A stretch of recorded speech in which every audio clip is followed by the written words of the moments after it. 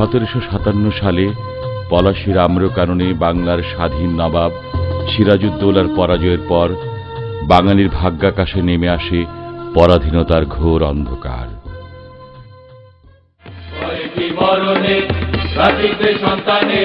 মাতঙ্গী মেতেছে আজ সমর রঙে, ভয়কে মরণে রাখিতে সন্তানে, মাতঙ্গী মেতেছে আজ সমর রঙে।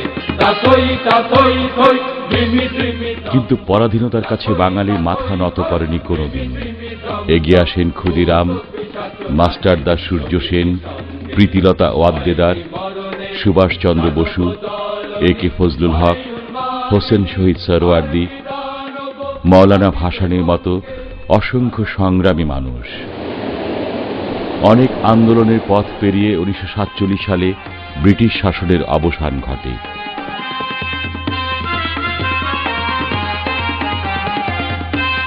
কিন্তু বাঙালির কাছে স্বাধীনতা যেন সোনার হরিণের মতো অধরাই থেকে যায়।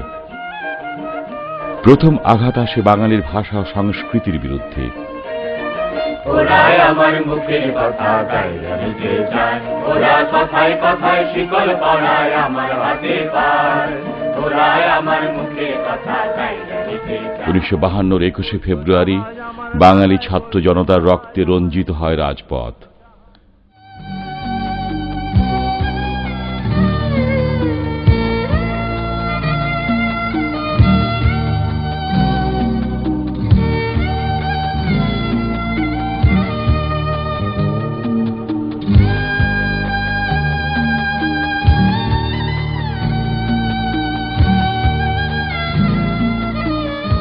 বাঙালির সেই রক্ত ঝরা সংগ্রাম মুখর দিনেরই তরুণ এক ছাত্র নেতা শেখ মুজিবুর রহমান।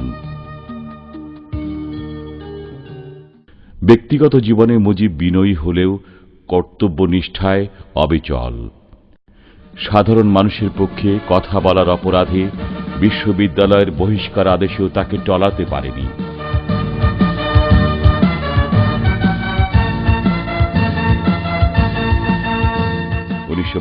সালে আওয়ামী লীগের প্রাদেশিক সাধারণ সম্পাদক নির্বাচিত হয়ে এই দৃঢ়চেতা সংগ্রামী যুবক গণমানুষের আন্দোলনকে আরো বেগবান করেছিলেন।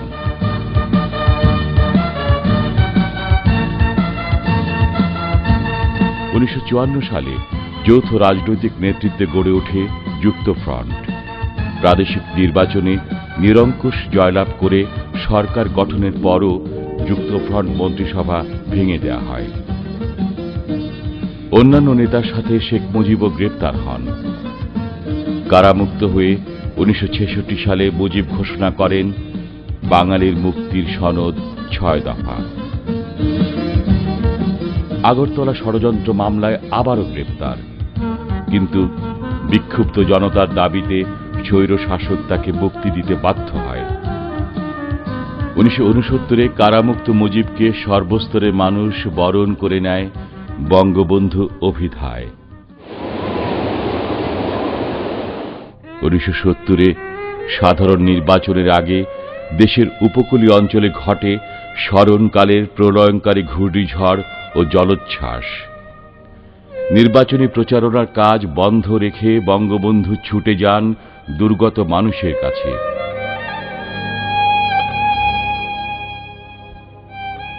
70 নির্বাচনে বঙ্গবন্ধু শেখ মুজিবের নেতৃত্বে আওয়ামী লীগ পূর্ব পাকিস্তানে 169 আসনের মধ্যে 167 আসন পেয়ে নিরঙ্কুশ সংখ্যাগরিষ্ঠতা অর্জন করে।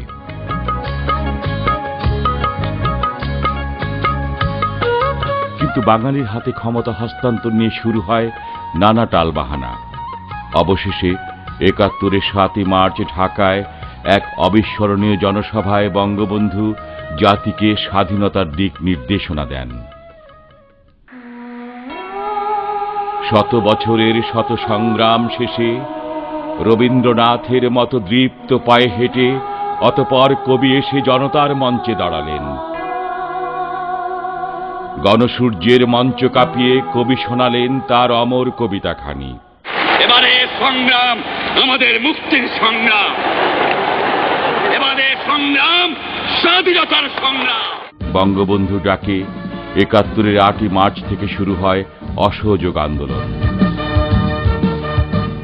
পাকিস্তানের স্বৈরশাসক বঙ্গবন্ধুর সাথে প্রহসনের বৈঠক করে ২৫শে মার্চ গভীর রাতে সেনাবাহিনী রেলিয়ে দেয় এদেশের শান্তিপ্রিয় মানুষের উপর।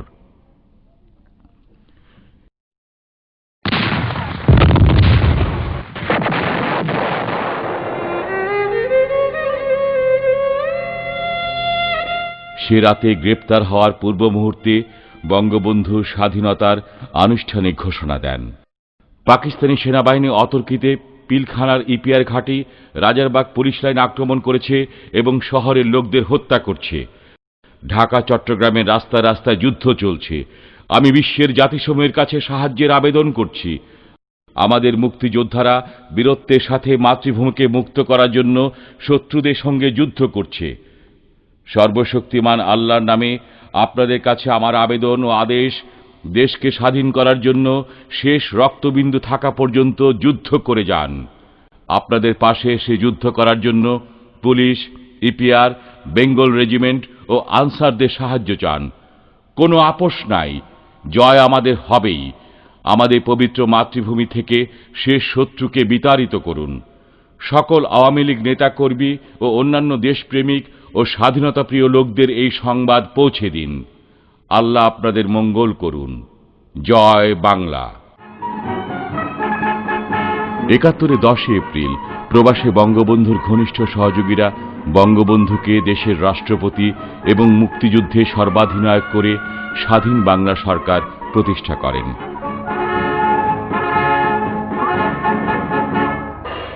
১৭ এপ্রিল কুষ্টিয়ার বৈদ্যনাথতলার আমবাগানে প্রবাসী সরকার আনুষ্ঠানিক শপথ গ্রহণ করে। সৈয়দ নজরুল ইসলাম, তাজউদ্দিন আহমেদ, ক্যাপ্টেন মনসুর আলী, একেএম কামারুজ্জামান প্রমুখ জাতীয় নেতাদের তত্ত্বাবধানে পরিচালিত এই সরকারের অধীনেই শুরু হয় স্বাধীনতার সশস্ত্র সংগ্রাম। জয় বাংলা! জয় বাংলা!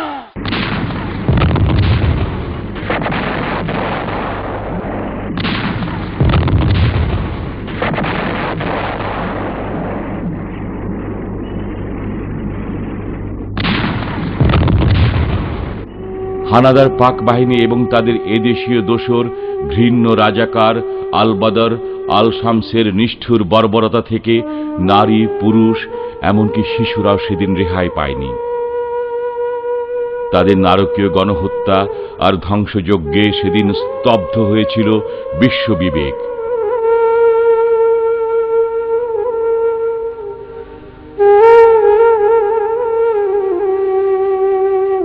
এরপর দীর্ঘ ৯ মাসের রক্তক্ষয়ী মুক্তিযুদ্ধ, অসংখ্য মানুষের প্রাণ, অগণিত মা বোনের সম্ভ্রম আর আপামর জনসাধারণের অপরিসীম ত্যাগ তিতিক্ষার বিনিময়ে ১৯৭১-এর ১৬ই ডিসেম্বর আসে চূড়ান্ত বিজয়।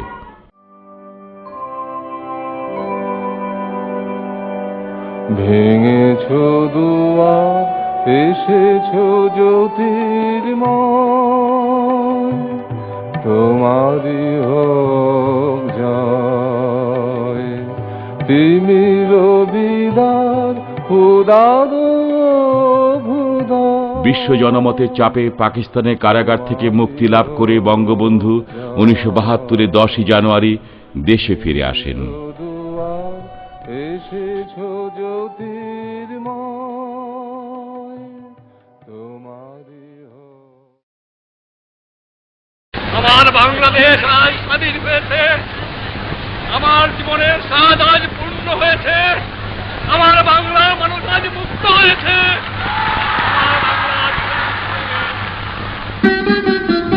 দেশ পরিচালনা দায়িত্ব গ্রহণ করে বঙ্গবন্ধুকে সেদিন এক কঠিন চ্যালেঞ্জের মুখোমুখি হতে হয়েছিল। দীর্ঘ ৯ মাসে বর্বর পাক সেনা আর তাদের এদেশীয় দোসররা এক ধ্বংসস্তূপে পরিণত করেছিল এই দেশ। ভেঙে পড়েছিল যোগাযোগ ব্যবস্থা সহ সকল অবকাঠামো।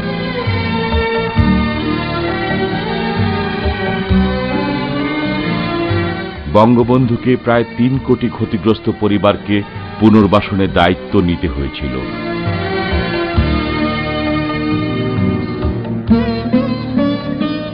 পাকিস্তানে আটকে পড়া প্রায় 5 লাখ সামরিক বেসামরিক বাঙালিকে দেশে এনে তাদের পুনর্বাসন সহ এদেশে আটকে পড়া পাকিস্তানি নাগরিকদের ফেরত পাঠানোর কাজও শুরু করতে হয়েছিল। বঙ্গবন্ধুর সভাপতিত্বে মন্ত্রিসভার প্রথম বৈঠকেই 72 14 এপ্রিল পর্যন্ত বকেয়া ও সুদসহ কৃষি জমির সকল খাজনা মওকুফ করা হয়। ভূমিহীন কৃষকদের মধ্যে খাস জমি বন্টন এবং লবণ কর প্রত্যাহার এ সময়ের যুগান্তকারী ঘটনা। এ সময় সূচিত হয় কৃষি খাতে ঐতিহাসিক সবুজ বিপ্লব।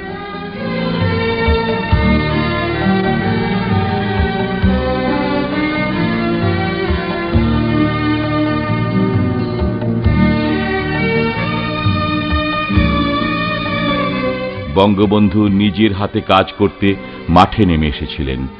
ধর্ম বর্ণ নির্বিশেষে দেশের সর্বস্তরের মানুষ সেদিন বঙ্গবন্ধুর আদর্শে উদ্বুদ্ধ হয়ে সামিল হয়েছিল দেশ গড়ার মহান সংগ্রামে। বাংলার হিন্দু, বাংলার বৌদ্ধ, বাংলার খ্রিস্টান, বাংলার মুসলমান, আমরা সবাই বাঙালি। বাংলার হিন্দু, গণতন্ত্র, সমাজতন্ত্র, জাতীয়তাবাদ ও ধর্মনিরপেক্ষতাকে রাষ্ট্রীয় মূল স্তম্ভ ঘোষণা করে 72 4 নভেম্বর গণপরিষদে দেশের খসড়া সংবিধান চূড়ান্তভাবে গৃহীত হয়। দুনিয়ার ইতিহাসে বিপ্লবের পরে কেউ শাসনতন্ত্র 11 মাসে দিতে পারে নাই। এই বাংলার মাটিতে আওয়ামী লীগও আমরা দিয়েছি। আপনাদের দলিল জনগণের অধিকারের দলিল। 25 বছর কত সংগ্রাম করছে এই দলিলের জন্য, সেই দলিল বাংলার মানুষ আজ পেয়েছে। স্বাধীন দেশে বঙ্গবন্ধু মুক্তিযোদ্ধাদের অস্ত্র সমর্পণের আহ্বান জানালে মুক্তিযোদ্ধারা স্বতঃস্ফূর্তভাবে এগিয়ে আসে। যার ডাকে একদিন তারা দেশকে শত্রুমুক্ত করতে অস্ত্র নিয়েছিল হাতে, এবার সেই মহান নেতার আহ্বানে সাড়া দিয়ে অস্ত্র রেখে তারা গ্রহণ করে দেশ গড়ার এক নতুন শপথ।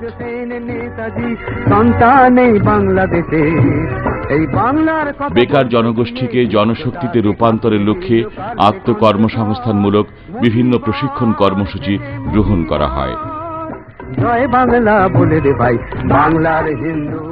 স্বাধীন সার্বভৌম দেশের জনগণ নিজেরাই নিজেদের ভাগ্য নিয়ন্ত্রণ করবে, এই লক্ষ্য সামনে রেখে বঙ্গবন্ধুর নির্দেশে ভারত সরকার এদেশে অবস্থানরত ভারতীয় সেনাবাহিনী দ্রুত প্রত্যাহার করে নেয়।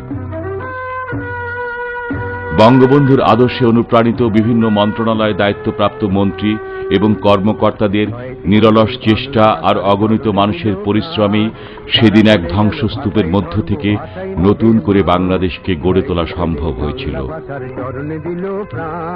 তারা বলে গেল ভাষাই ধর্ম, ভাষাই মোদের মান। মাইকেল, বিশ্বকবি নজরুল সন্তান এই বাংলাদেশে, কায়কোবাদ, বিবেকানন্দ, অরবিন্দ। অসুস্থ ও আহত মুক্তিযোদ্ধাদের চিকিৎসা ও পুনর্বাসন ছাড়াও বঙ্গবন্ধু স্বাধীনতা যুদ্ধে ক্ষতিগ্রস্ত নারীদের বীরাঙ্গনার মর্যাদা দিয়ে সমাজে তাদের পুনর্বাসিত করেছিলেন। নারীদের বিষয়ে বঙ্গবন্ধুর যে ভাবনা ছিল এবং নারীদের ক্ষমতায়নে তার যে আন্তরিকতা ছিল, সেটার প্রমাণ কিন্তু আমরা অত্যন্ত চমৎকারভাবে পেয়েছি আমাদের সংবিধানে। প্রথমত সংবিধানে বলা হয়েছে যে বাংলাদেশের মূল লক্ষ্য ও উদ্দেশ্যই থাকবে প্রতিটি মানুষের মানবিক মর্যাদা এবং অধিকার রক্ষা করা, এবং নারীদের জন্য বিশেষভাবে বলা হয়েছে যে নারীরা যেন জনজীবনে সবার সঙ্গে সমান অধিকার ভোগ করতে পারে। আমরা যদি সংবিধানের সেই মূল নীতিগুলি হৃদয় দিয়ে, আন্তরিকতা দিয়ে যদি আমরা পুনঃপ্রবর্তন করতে পারি, বঙ্গবন্ধু সেই সময় নারীর অধিকারের ব্যাপারে যে চিন্তাভাবনাগুলি করেছিলেন, যেটা অবশ্যই এসেছিল মানুষের আন্দোলনের মাধ্যমে, নারী আন্দোলনের মাধ্যমে, কিন্তু বঙ্গবন্ধু ছিলেন বলি সেই আন্দোলনের যে মূল কথাগুলি ছিল, যে দাবিগুলি ছিল, সেটা এত সহজে সংবিধানের সন্নিবেশিত হতে পেরেছিল। বঙ্গবন্ধু শোষণহীন সমাজ ব্যবস্থা এবং সমবায়ের মাধ্যমে মানুষের ক্ষুদ্র ক্ষুদ্র প্রচেষ্টার সমন্বয় ঘটাতে চেয়েছিলেন। পশ্চিমা শাসকদের কুখ্যাত শিক্ষানীতি বিলোপ করে গঠন করেছিলেন কুদরতি খোদা শিক্ষা কমিশন।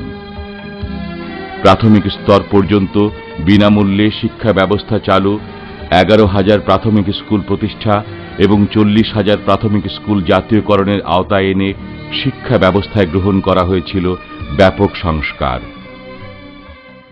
বঙ্গবন্ধু চেয়েছিলেন যে স্বাধীন বাংলাদেশে স্বাধীন নাগরিকদের উপযোগী শিক্ষা ব্যবস্থা প্রবর্তিত হোক। এর জন্য ডক্টর মোহাম্মদ কুদরত খোদাকে সভাপতি করে তিনি একটি শিক্ষা কমিশন গঠন করেন। আমি তার একজন সদস্য ছিলাম। আমাদের দুর্ভাগ্য যে বঙ্গবন্ধুর জীবদ্দশায় এই শিক্ষা কমিশনের রিপোর্ট সরকারিভাবে গৃহীত হলো না এবং বঙ্গবন্ধু হত্যার পর এই রিপোর্ট একরকম ফেলে দেওয়া হলো। কিন্তু আমার দৃঢ় বিশ্বাস যে বঙ্গবন্ধু যা চেয়েছিলেন, যদি তিনি একটু সময় পেতেন, যদি শেষকালে এই খাদ্য সংকট এবং অন্যান্য চাপ তার উপরে এত প্রবল হয়ে না বসত, তাহলে এই শিক্ষা কমিশনের রিপোর্ট তিনি গ্রহণ করতেন এবং শিক্ষাক্ষেত্রে আমরা একটা নতুন সূচনা করতে পারতাম। 70-এর নির্বাচনে আওয়ামী লীগ অর্থনৈতিক সুষম বন্টনের মাধ্যমে শোষণ, বঞ্চনা ও দারিদ্র্যমুক্ত সোনার বাংলা গড়ার অঙ্গীকার করেছিল। এই লক্ষ্য পূরণে 72-এ 26শে মার্চ বঙ্গবন্ধু দেশে নতুন আর্থ ব্যবস্থাপনার ঘোষণা দেন। এতে ব্যাংক, বীমা, অন্যান্য শিল্প, বিমান, জাহাজ ও পরিত্যক্ত প্রতিষ্ঠান জাতীয়করণের আওতায় আসে। নিম্ন বেতনভুক্ত কর্মচারী সহ সরকারি, স্বায়ত্তশাসিত প্রতিষ্ঠান এবং সরকারি মালিকানাধীন কর্পোরেশনের শ্রমিক কর্মচারীরা এতে আর্থিক সুবিধা লাভ করেন। এই সুদূরপ্রসারী পরিকল্পনায় সরকারি চাকুরিতে ব্যাপক নিয়োগও সম্ভব হয়েছিল। বঙ্গবন্ধু যখন দায়িত্বভার গ্রহণ করলেন তখন কিন্তু আমাদের $1 রিজার্ভ ছিল না। এমনকি IMF এর সদস্য হবার জন্য যেই পরিমাণ আমাদের চাঁদা দেওয়ার দরকার ছিল সেই অর্থটিও কিন্তু বিদেশি মুদ্রাও আমাদের হাতে ছিল না। এই সময়টায় তিনি কেন্দ্রীয় ব্যাংকটাকে পুনর্গঠন করলেন এবং একই সঙ্গে